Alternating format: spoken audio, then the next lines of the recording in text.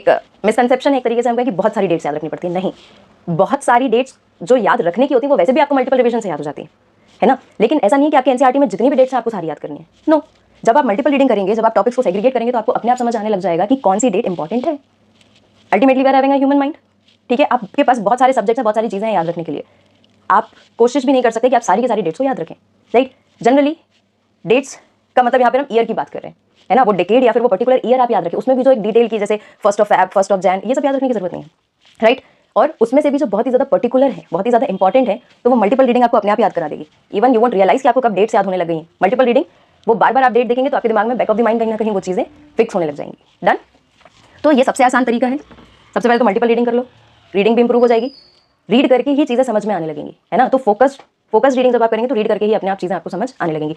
second, उससे ही आपका important topics को आप सेग्रीगेट कर लेंगे कि दोबारा जब रीड कर रही हूँ मैं तो मुझे कौन से टॉपिक्स को पढ़ना है और कौन से टॉपिक को